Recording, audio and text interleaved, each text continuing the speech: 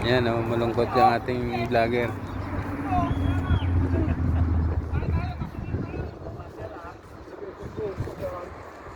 No, sa bundok lang. Dito po tayo ngayon sa Saip Beach. Ito po yung dagat. Meron pong playground.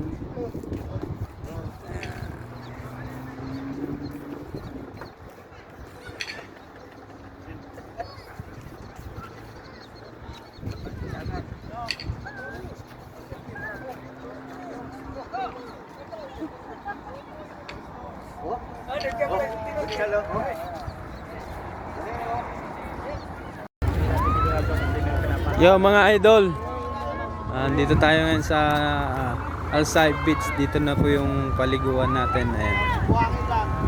Ayan, sa dami ng tao po dito naliligo ngayon. Ayan o. Sobrang dami. Ayan o.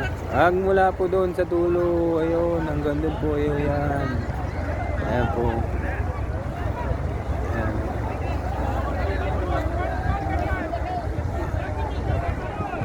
Oh, yan po. Ayan, kasi meron pong Coast Guard.